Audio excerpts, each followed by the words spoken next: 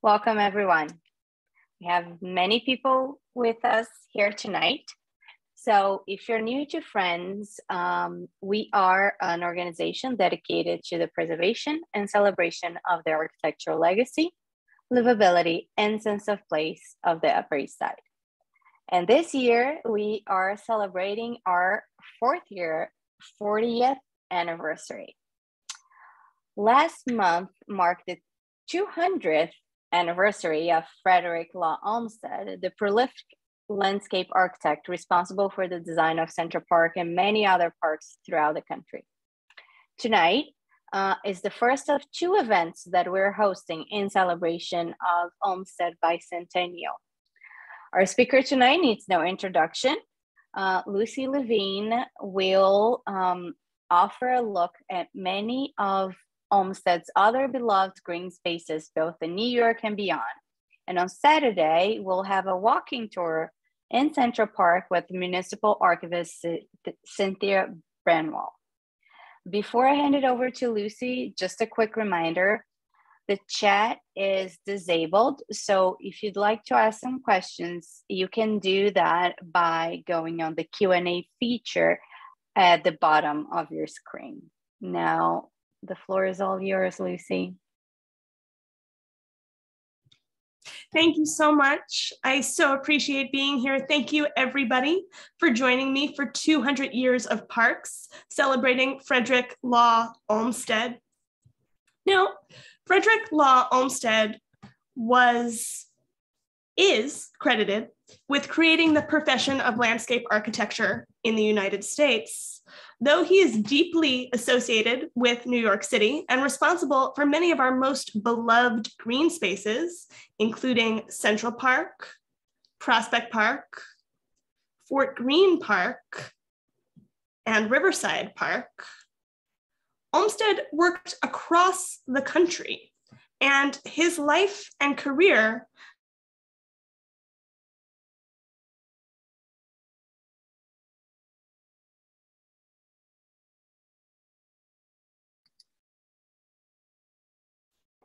Lucie, I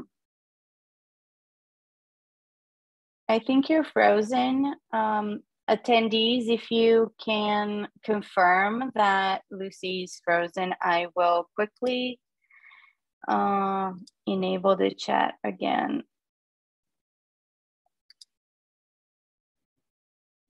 Oh, have I unfrozen? Can you hear me at all? Yes, you are unfrozen, and thank you for those who confirmed that Lucie froze for a second. You're back and you're good to go. Thank you. I'm so sorry for the network connectivity issue, everybody. So while Olmsted is deeply associated with the city of New York, he actually worked across the nation in the United States and throughout the Caribbean. Now, his role as a landscape architect brought him to national prominence, and he would have a number of national projects throughout his lifetime, including director of the US Sanitary Commission during the Civil War, and as an advocate for the entire national park system. Indeed, his life was as peripatetic as his projects. And his wide travels informed his approach to landscape architecture.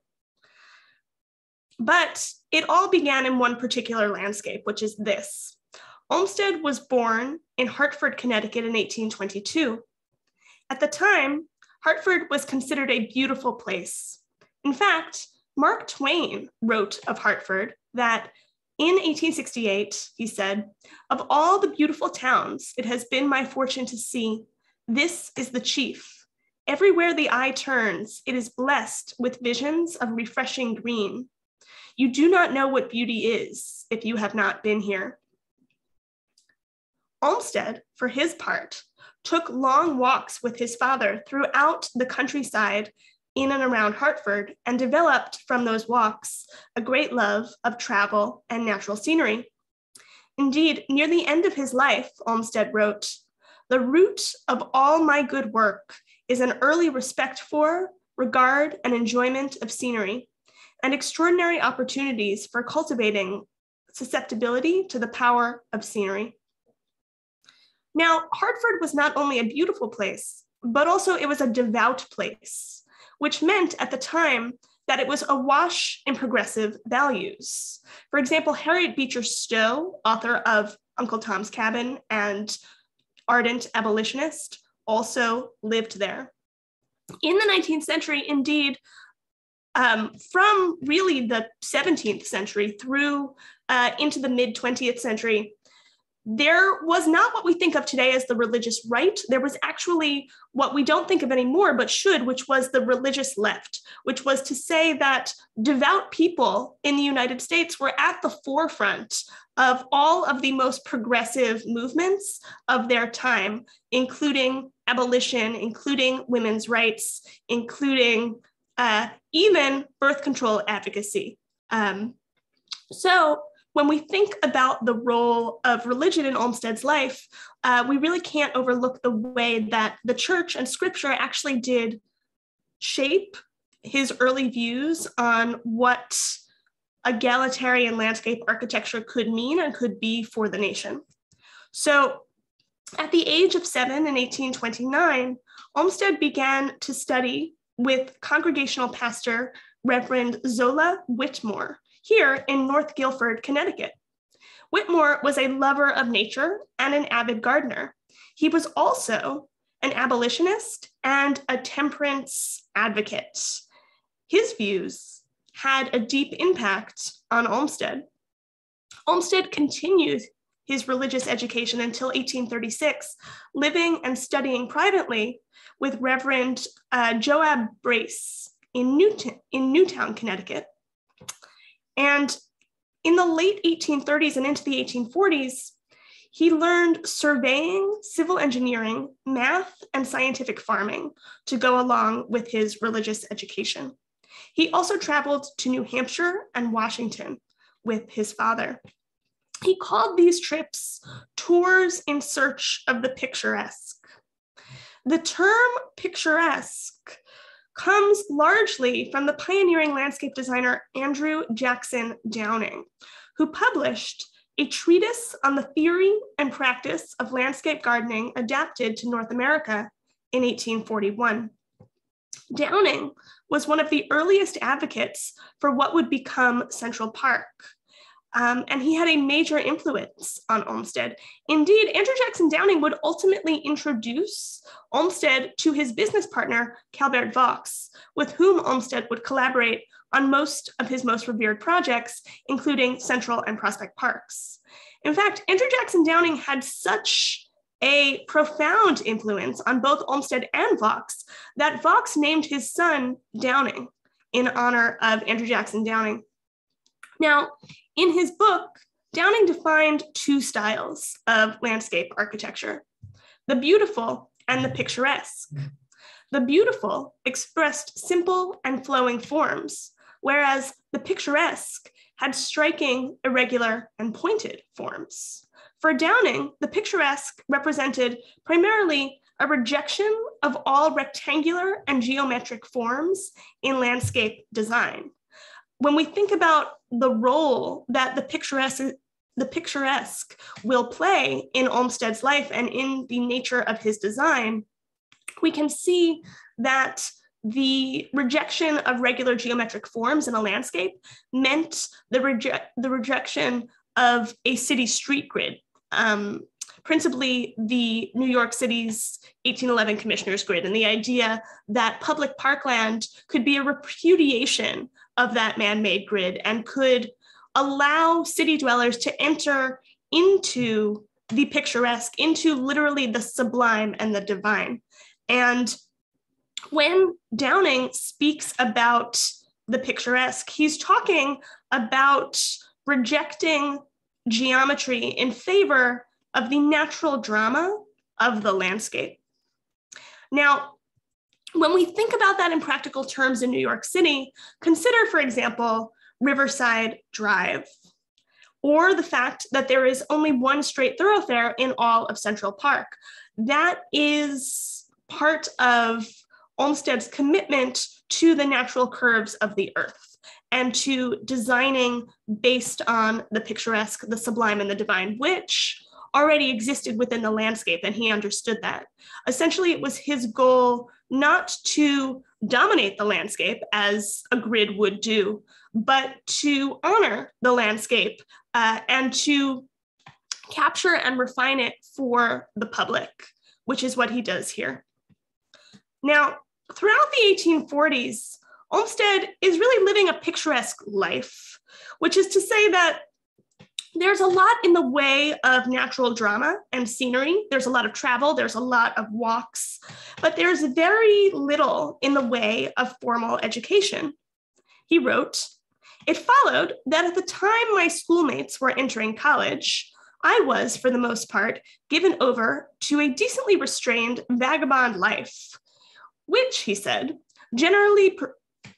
that he generally pursued under the guise of an angler, a fowler, or a dabbler on the shallowest shores of the deep sea of the natural sciences," which is to say that he was a dilettante and he knew it. He traveled thither and yon across the nation and across the world. His experiences included a year on a clipper ship in the China trade, some years farming on Staten Island, and then finally in 1850, a transformative trip to Europe where he visited Birkenhead Park, the first public municipally funded park in the world.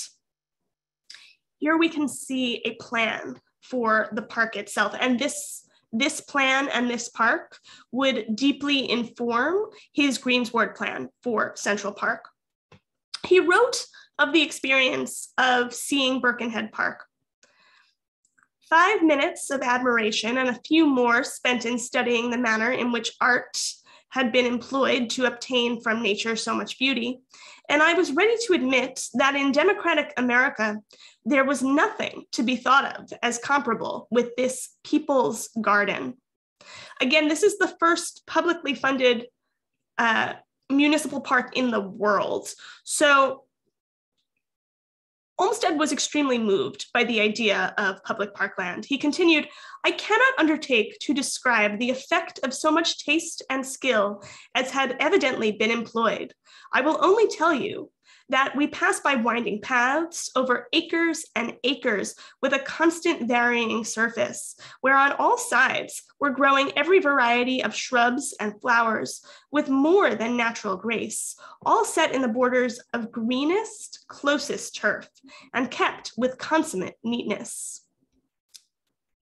He collected these observations in his book about the experience, Walks and Talks of an American Farmer in England, published in 1852. In the book, he shares his enthusiasm for the idea that the park's beauty was shared, he said, quote, "about equally by all classes." At the time, egalitarian access to beauty was exceptionally rare, given that most parks were private.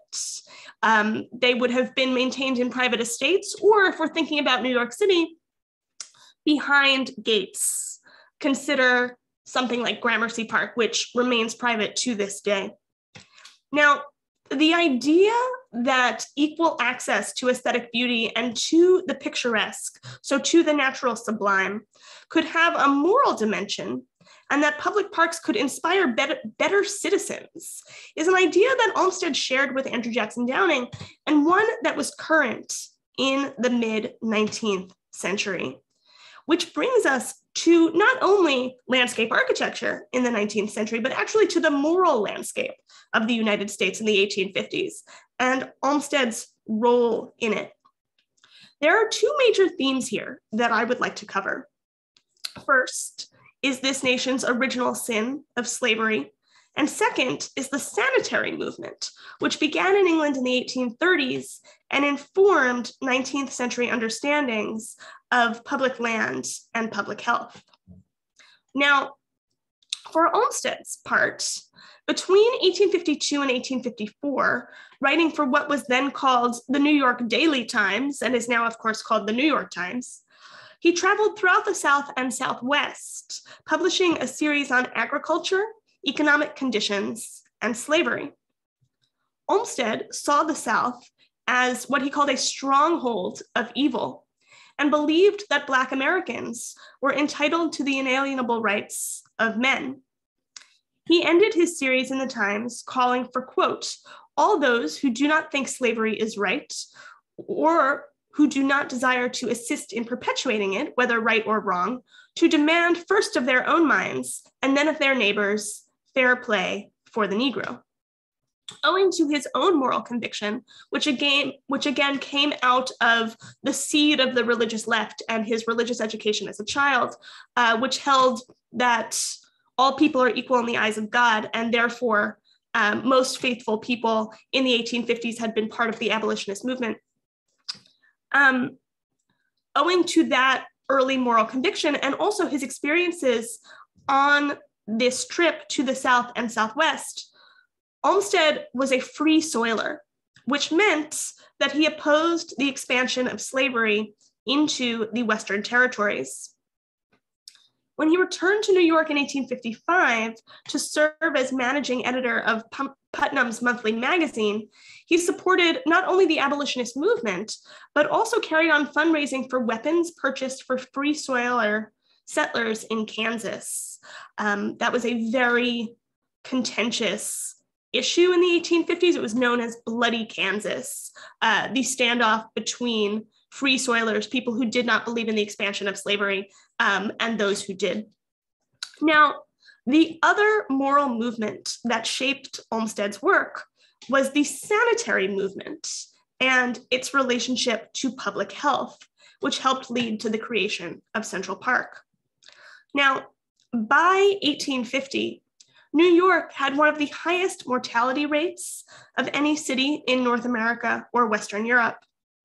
A decade later, nearly twice as many New Yorkers were dying each year as were being born. I will say that again. By the middle of the 19th century, twice as many New Yorkers were dying as were being born because of infectious diseases. But the death rate in New York's tenement districts was triple that of the city overall. Accordingly, New York's progressive physician reformers championed the sanitary movement, which had begun in London in the 1830s, which attributed disease to bad air and promoted the removal of filth from urban areas. The sanitary movement was as much a social movement as it was a medical one. Physicians like John Grisham, the first American to teach chemistry, and Elijah Harris, the first secretary of the American Public Health Association, lectured widely on the relation of the atmosphere to life and health, and founded progressive organizations like the Association for Improving the Conditions of the Poor. Under their direction, the sanitary movement led to tenement reforms, citywide sanitary surveys, the establishment of the Metropolitan Board of Health, and to the creation of Central Park. There is a reason that Central Park, which is this nation's first great urban park, is called the lungs of the city. Now, this image, I'm showing you not only Central Park, but also, of course, Bethesda Terrace. Now, when we think about Central Park, I want to make it very clear that this park, in terms of its design, when we're thinking about landscape architecture, we're thinking about Frederick Law Olmsted, but when we're thinking about its architectural design, like for instance, Bethesda Fountain, or Terrace rather, we can really thank Calvert Vaux for that. Of course, the fountain itself is designed by Emma Stebbins, but the point being that I think Frederick Law Olmsted rightly gets a great deal of celebration and a great deal of love in New York and across the nation as this nation's preeminent landscape architect. But Calvert Vaux, who was his professional partner, I think gets a lot of short shrift when we talk about Olmsted. So I do want to give a little love here to Calvert Vaux. But the point being that there is a reason why we call Central Park we call Central Park the lungs of the city. The reason for that is that it's created in 1858 as an oasis quote, for the sanitary advantage of breathing. That's what Olmsted called it, an oasis for the sanitary advantage of breathing. And Olmsted strove to create a park that had what he called a soothing and refreshing sanitary influence on those who enjoyed it. He believed that parks and natural scenery offered what he said was relief from ordinary cares, as well as a change of air and change of habits, which were favorable to the health and vigor of men, the health and vigor of their intellects, which not only gives pleasure for the time being, but increases the subsequent capacity for happiness and means of securing happiness. So his reference here to change of air and change of habits helps illustrate that public health and sanitation had different connotations in the 19th century than they do today. In fact, in the mid-19th century, public health referred not only to the physical wellness of the populace, but also to its moral conduct and social configuration. The idea that the moral and social issues of urban life could be solved by public parks was a new one in the mid-19th century. Consider, for example, that the 1811 Commissioner's Grid, which was designed for Manhattan, left no park space among the rigid geometry. And it is particularly this geometry, particularly this rigidity, that Andrew Jackson Downing and then Olmsted and Box will react against.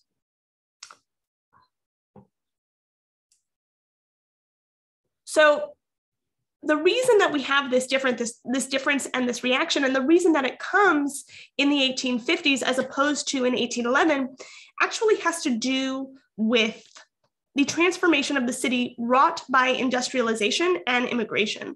So when those two forces, industrialization and immigration, begin to really transform the city of New York in the 1840s, leaders in the city, including William Cullen Bryant, editor of the New York Evening Post, and Horace Greeley, editor of the New York Tribune, began to call for a public park worthy of our great metropolis that would give New York a green space to rival those that had begun to blanket London, Birkenhead Park chief among them.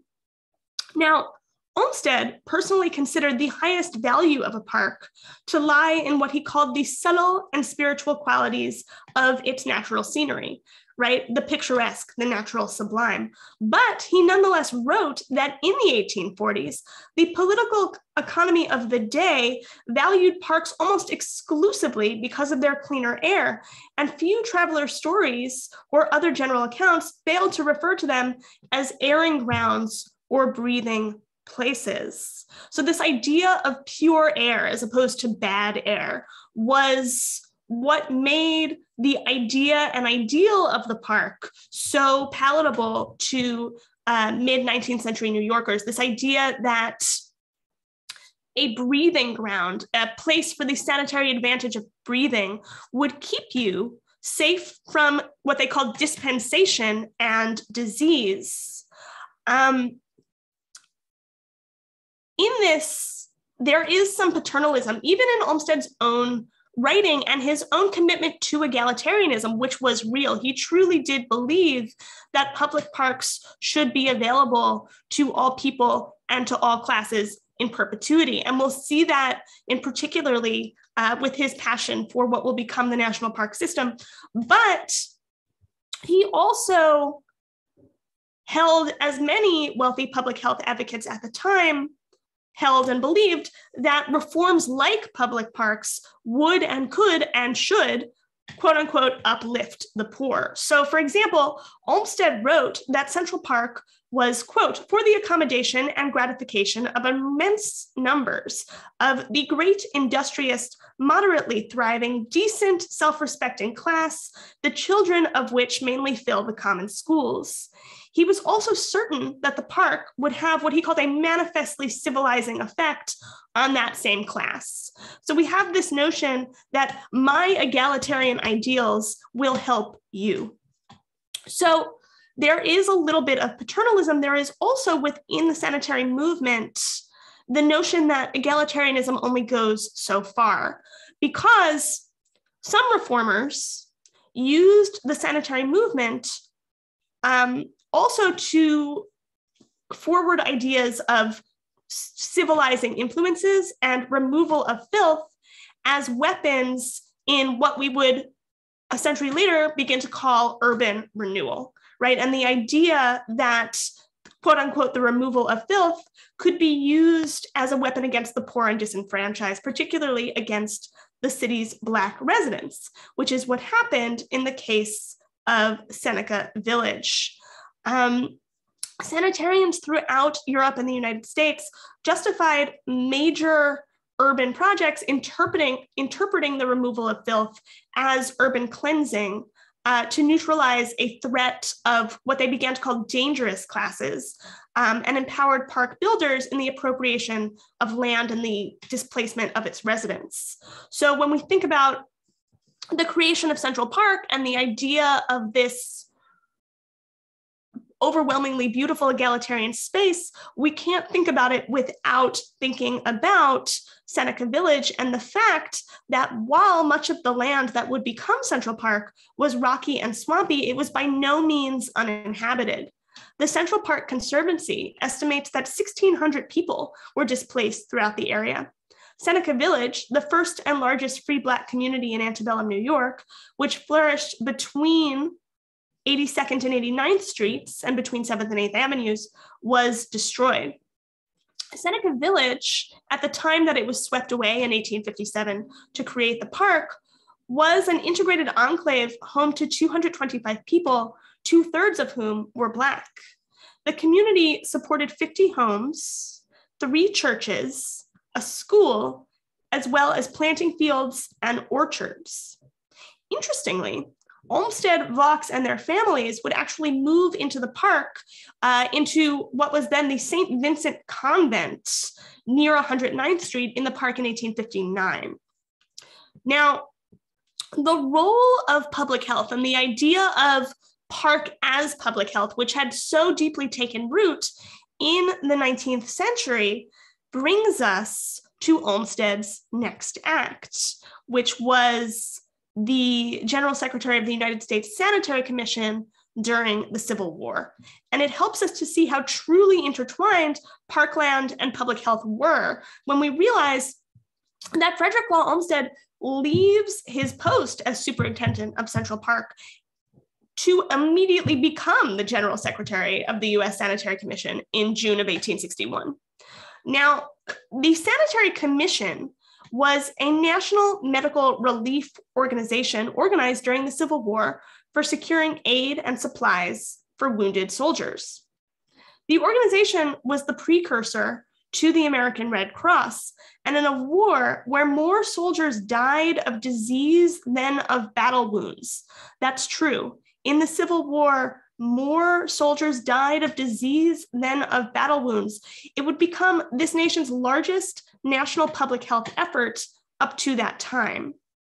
And in his role as General Secretary, Olmsted reorganized the Army Medical Corps, oversaw the creation of field hospitals, supervised staff, distributed supplies, and coordinated contributions and volunteers from local aid societies. Particularly interesting, Olmsted invented medical ships, retrofitting boats in record time to serve as floating hospitals. Thanks to the practices Olmsted put in place, thousands of lives were saved, and the experience proved critical in strengthening Olmsted's understanding of the importance of sanitation and what he understood as sanitary engineering, which were essential tenets in his landscape design, both before and after the Civil War. In fact, thinking again of Central Park, it's interesting to note that Olmsted's first report for Central Park was actually an extensive drainage plan, because you don't want stagnant water, because you don't want cholera, right? If you're going to create the nation's first great urban park, and it's going to be 864 acres in the middle of the most densely populated city in the country, which New York City was and is, you don't want 864 acres of stagnant water, right? And so what Olmsted realizes is that his role as a landscape architect is not only to offer the picturesque, not only to offer the natural sublime to all people in all classes for all time, but to do so in a way that was distinctly modern. Now, he comes up against something which is really interesting, which is that he is interested, as I keep saying, in the natural sublime. And part of what he struggled with, and what I think he helped landscape architects understand, not only himself, but everybody who followed in his footsteps understand, was that beyond the natural sublime, there was also the goal of landscape architecture and the fact of landscaping was that you could not only honor nature, but also, quote unquote, engineer something that kept people safe within that natural sublime, which is to say that he created a space in Central Park that was not only beautiful, that not only followed the ridge of the earth, right, but also made it such that there weren't pools of stagnant water, that there wasn't a situation in which you were going to be overcome by cholera, by disease, which was a real and deep fear in New York City in the middle of the 19th century, and that people were dying so consistently of plagues. And certainly that's something that we can understand today, you know, that's what Olmsted, that's what his genius, I think, really was to understand not only the natural sublime, but also how one could engineer that sublimity so that it was possible to live within an urban context, which is what he does. Now, speaking of the natural sublime, there's nothing as sublime as Yosemite Valley. This is the apotheosis of sublime.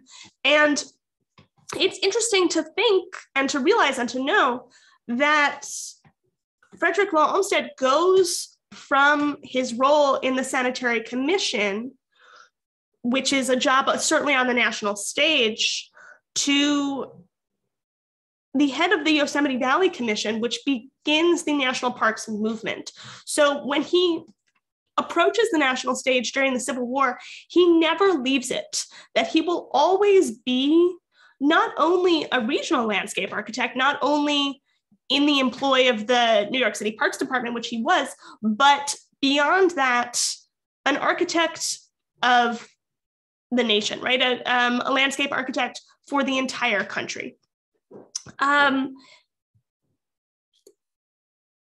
creation of the Yosemite Valley Commission in 1864 coincides with legislation passed that same year, also 1864, which held Yosemite Valley, quote, for public use, resort, and recreation, inalienable for all time. The idea of the inalienable right to public land was part of what Lincoln had called a new birth of freedom in the Gettysburg Address. And national parks were not established, or the idea of the Yosemite Valley Commission being established in 1864 is not a mistake, that it's being established in the bloodiest year of the Civil War. It's this idea of what is the remaking of America? What is a post-Civil War, post-emancipation nation? What can make this nation more egalitarian than it has ever been? And an answer to that was land held in public trust. The answer to that was a national park system. Indeed, Olmsted's groundbreaking 1865 report on Yosemite, which historians hold as the genesis of the national parks movement, argued that it is a political duty of a Republican government to set aside great public grounds for the free enjoyment of the people forever, guaranteeing citizens of that nation the pursuit of happiness. The whole system of these lands, Olmsted wrote, should be available for the free use of the whole body of people forever. The whole body of people forever, right? This idea of democracy in perpetuity, total democracy, the whole people for all time. Now, the idea of systems becomes really interesting because this is an idea of a new America now, a new America in the making, which comes out of the Civil War. And then after the Civil War, the idea of park systems is something that he'll employ for almost all of his projects going forward. So if we think about Prospect Park, for example, which he begins in 1867, we can't think about it simply as the park itself, because as you will know, if you have been there, that it's not only Prospect Park, right? It's Prospect Park and a whole consortium of institutions, including the Brooklyn Museum, including the Brooklyn Botanic Garden, and that these institutions are all clustered along Eastern Parkway, right? And we can see Eastern Parkway when it opened in 1868. Now, Eastern Parkway, like Prospect Park, is a scenic landmark.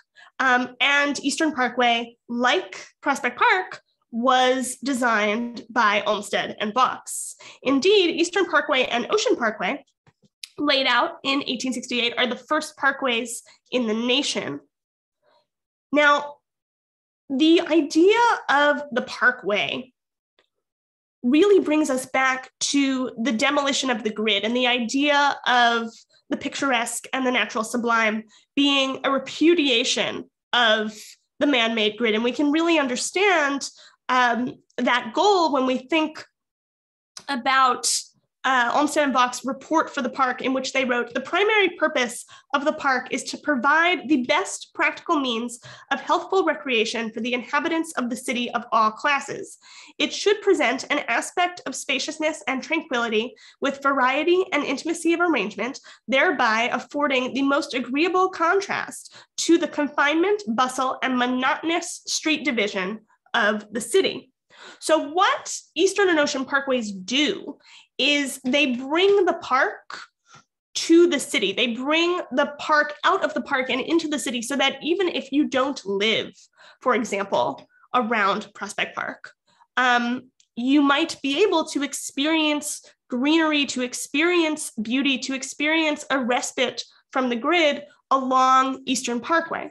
Now, it's interesting to note that Frederick Law Olmsted, when he designed Prospect Park, and when he designed Eastern Parkway, he did so with the idea and with the goal that Eastern Parkway would be extended west and ultimately across the river and into Manhattan, thereby then extending all the way to Central Park. And so connecting Prospect Park and Central Park together via Eastern Parkway, and also via a number of other parkways which he would build. And so the goal then was to create a park system throughout the city of New York.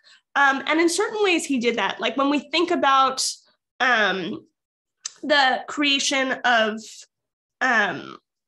Riverside Park, which he submits a plan for in 1873, he will do so thinking also about Morningside Park at the same time, that whenever he is planning a park, he's really trying to create a system, the idea of a park system. Now, the best example and the earliest example of a city within a park, an actual system of parks, is Buffalo, which Olmsted designed in 1868. So at the exact same time that he lays out Eastern Parkway and Ocean Parkway, he does so even more ambitiously, actually in Buffalo.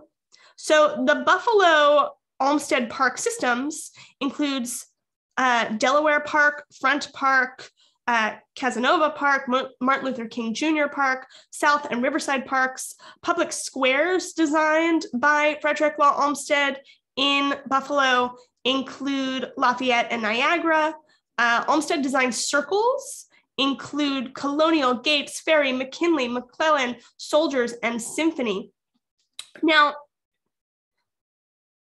Olmsted, when he created Buffalo, it's interesting because the city fathers in Buffalo invited Frederick Law Olmsted to create what they assumed would be something like Central Park or something like Prospect Park in Buffalo, but Olmsted went much further, and you can see what he created here, which was what he called a city within a park, that the city is almost secondary to the green space here. So what he was able to do in New York City was to fight back the grid in certain ways through claiming park space, through creating parkways. But in this case, the city is almost like an island within the park itself, that the park, the greenery is the template, right? The greenery is the template for the city itself, that the sublime, the picturesque, the natural is the defining feature of urban space, and that the sort of man-made urbanity is subsumed within that. So he goes so much further in Buffalo than he's able to do in New York City, chiefly because New York City already had its grid, right? It already had its grid when Olmsted arrives on the scene. But Buffalo, in a way, is Olmsted's to create a little more from the ground up. And so in this case, he was inspired by the radial street grid that Buffalo had at the time, and also its proximity to Lake Erie and to local creeks and waterways. It's interesting to consider how Olmsted related to water, which was to say that he believed that all land along the water should be in the public trust.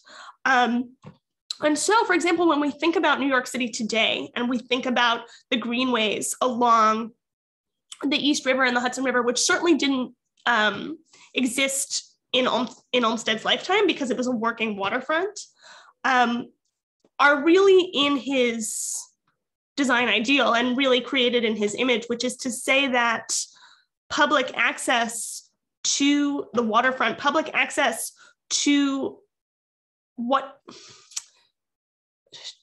in a way, access to life. If we think about parks as the sanitary advantage of breathing, right? The fact that these parks will keep you alive. Well, all cities are built on rivers because water is what keeps us alive, right? That's true. That's been true since the cradle of civilization, right? Between the Tigris and the Euphrates, the idea that water allows us to live, that these natural spaces or these natural creations, that we live among and within are what make our lives possible. And I think that Olmsted understood that and wanted that which keeps us alive to be in the public trust in perpetuity forever. And so we can really see him creating that as he moves through his career. He does the same thing in Boston. He creates the Emerald Necklace in 1876. You can see it here. Again, these major public park spaces connected by parkways. So the invention of the parkway, it's very interesting because in New York City, we think of the parkway, I think when we do so, we think about Robert Moses, right? And the idea of a parkway as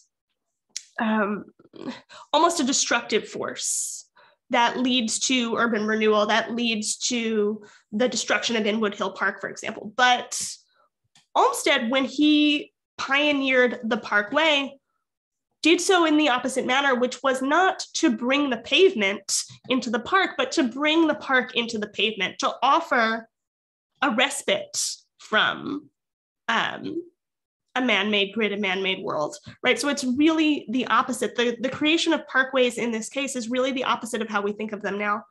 And the idea too, which I would like to end on, and here we can actually see the emerald necklace. But the idea that I would like to end on is that Frederick Law Olmsted created the grounds for the 1863 Chicago World's Fair.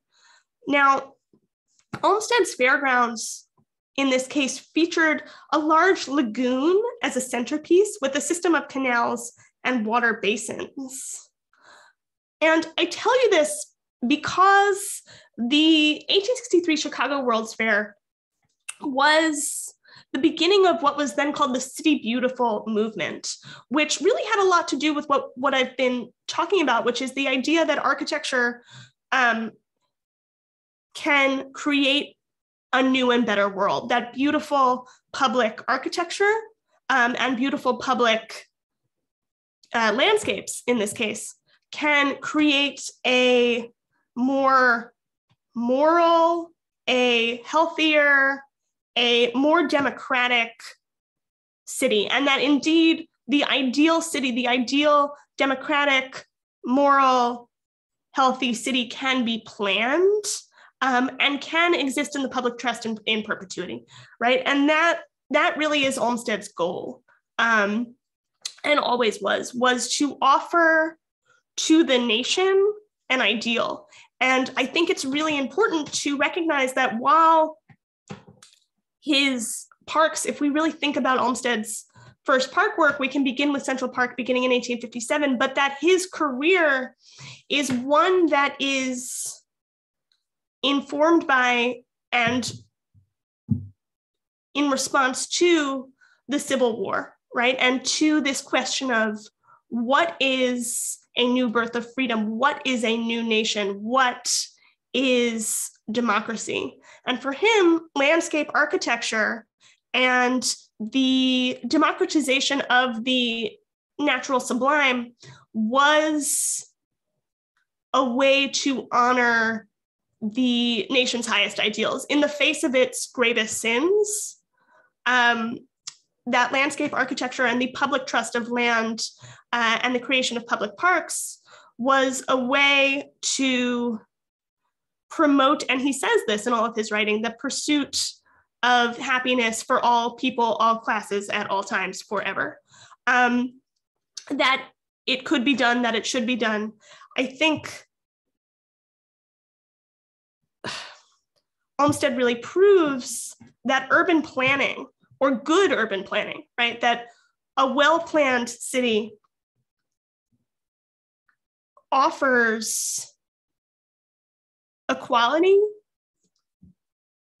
in its very bones, right? In its very landscape, you can, in a way, create a more perfect union. And I think Olmsted really shows us how to do that. So I'm going to end on that notion of Olmsted's more perfect union, 200 years in the making. And I would love to chat with you if you have any questions or ideas that you would like to share. So I will stop sharing my screen and begin to chat with you.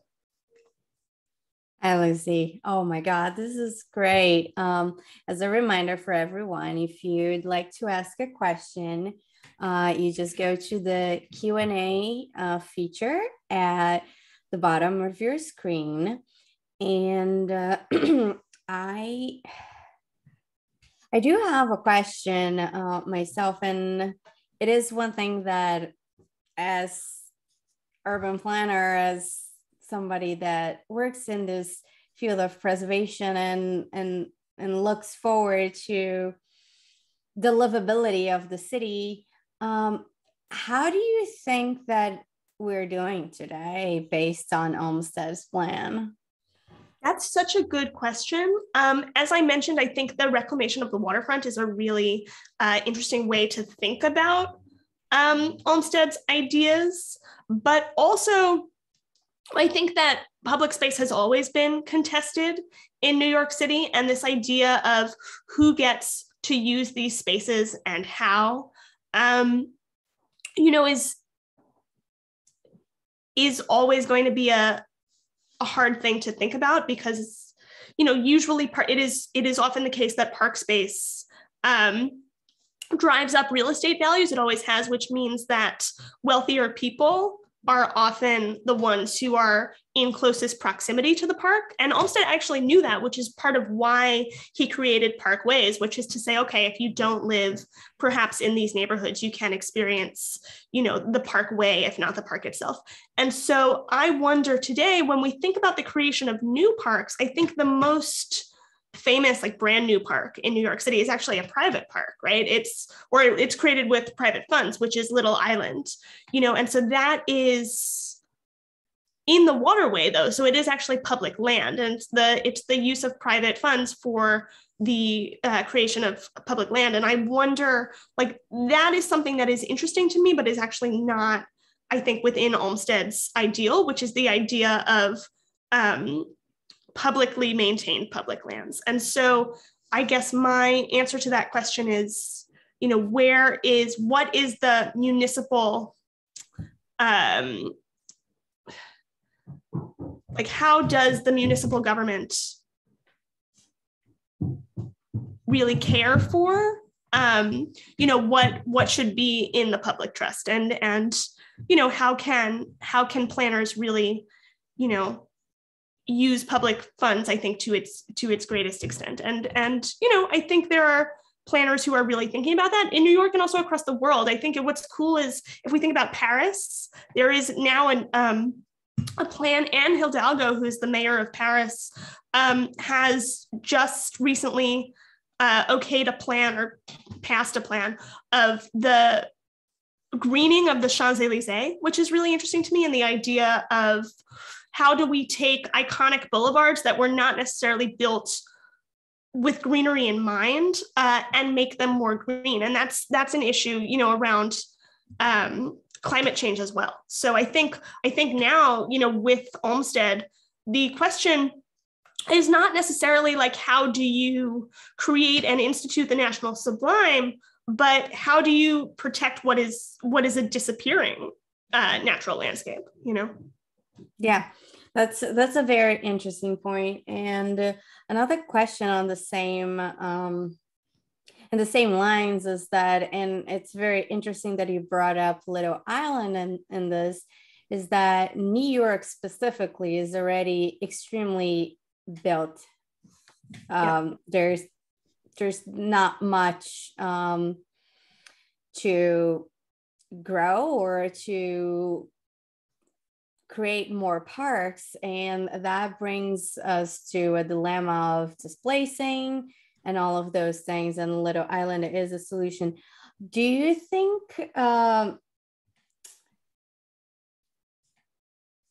if that is a very if question, if Olmsted were to be invited to design something in New York today, do you think he would have done the same, or based on? Gosh, that's such an interesting question. I think of this when I think of Olmsted, and I think about it too when I think of Robert Moses, or even when I think of Baron Haussmann in Paris, and the idea of the first modern city planner, which he was. All of these people were working not in a vacuum, right? They were working contextually within the cities that they lived in at the time. And so when we think of Frederick Law Olmsted having the opportunity to create, an 864-acre park, the idea that there was that much space available in New York City is ludicrous today. As you say, it's there, it just doesn't exist. And so could he today, if he was invited to create something, would he do so on the same scale? I don't think so, only because that's not the city that we live in, And so what's so, I think, moving and beautiful about Olmsted, right, is he comes to this notion of landscape architecture at a moment in which he has the, I don't know about ability, but room, if you want, to build in this way, which we don't necessarily have. And so also when people talk about, Robert Moses, and they say that he, how could one man have shaped the city in his own image so distinctly? And it's because, when you think of him putting a parkway through Inwood Hill as the last virgin forest in New York, it's because like once that's done, there is no other last virgin forest in the city of New York, right? He does it at a moment in which it's there. And he has this power to shape the city because the city was available to be shaped. Does that make sense in that way? Yeah. You know, and so the way that the city could be shaped now, I think Olmsted's goal of connecting greenery and really like giving people relief from the grid, I think is something that he would want to do to this day, right? Because we still are defined by the grid. And it's so interesting because he was not an architect, he was a landscape architect, but he still had very strong feelings about architecture itself. Like he hated row houses because he just hated the boxes, right? He's like, I wish that we didn't live in a city in which every lot was 25, you know, like 10 by 25, right? You know, and can we live differently? And that also comes out of Andrew Jackson Downing and the idea that there is like a moral superiority to a farmhouse, you know, as opposed to a row house in the city. You know, but we live like at the time, you know, in the 1850s, this was an agrarian nation, that more people lived in farmhouses than lived in row houses, you know, and that's not true today. So, I mean, I don't think that Olmsted could design in the same way because he's not living in the same city, but I do think that his goal, the reaction to the grid, is a reaction that we still have. So I think that goal is still a goal that we live with and live within. I couldn't agree more.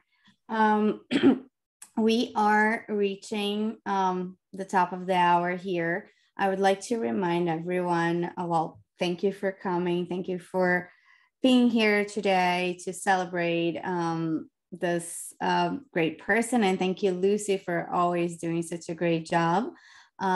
Remind everyone that we have a walking tour on Saturday at Central Park with archivist Cynthia Branwell, and she wrote the book about the creation of the Central Park and all the drawings, with all the drawings and details from the time. It's going to be a wonderful day to be out and about.